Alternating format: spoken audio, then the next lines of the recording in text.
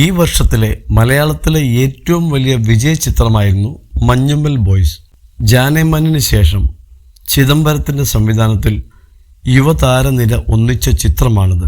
കൊച്ചിയിലെ മഞ്ഞുമ്മൽ എന്ന സ്ഥലത്തു നിന്നും ഒരു സംഘം യുവാക്കൾ കൊടൈക്കനാലിലെ ഗുണ കേവിലേക്ക് യാത്ര പോകുന്നതും അതേ തുടർന്ന് അവരുടെ ജീവിതത്തിൽ സംഭവിക്കുന്ന കാര്യങ്ങളും പറയുന്ന ചിത്രമായിരുന്നു മഞ്ഞുമ്മൽ ബോയ്സ്.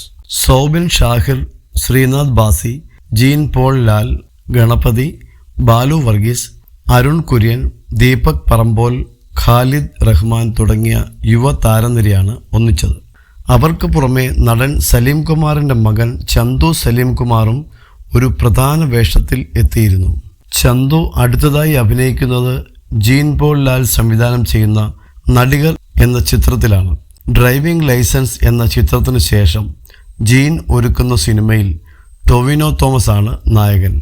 ഞാൻ സിനിമയിൽ അഭിനയിക്കാൻ പോകുന്നു എന്ന് പറഞ്ഞപ്പോൾ അച്ഛൻ ആദ്യം പറഞ്ഞത് എൻ്റെ ആദ്യത്തെ സിനിമ കഴിയുന്നതിന് മുൻപ് വേറൊരു സിനിമയിൽ നിന്ന് കോൾ വരണം, അല്ലെങ്കിൽ നീ ഒരു ആർട്ടിസ്റ്റ് അല്ല എന്നായിരുന്നു.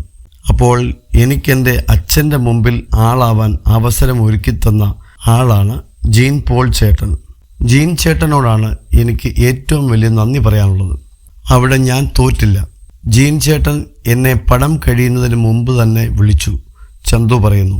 ജീൻ പോൾ ലാൽ തന്നെ സിനിമയിലേക്ക് വിളിച്ചപ്പോൾ എന്തായാലും ചെന്ന് അഭിനയിക്കണമെന്ന് അച്ഛൻ പറഞ്ഞെന്നും സലീം കുമാറിൻ്റെ ആദ്യത്തെ വിജയ ചിത്രം ലാൽ നിർമ്മിച്ച തെങ്കാശിപ്പട്ടണം ആയിരുന്നുവെന്നും താരം പറഞ്ഞു.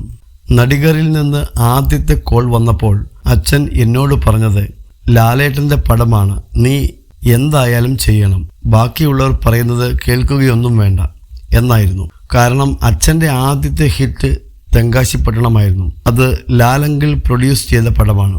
നടികറും അങ്ങനെ ആവട്ടെ എന്ന് ആഗ്രഹിക്കുന്നു, ചന്തു സലീം കുമാർ പറയുന്നു.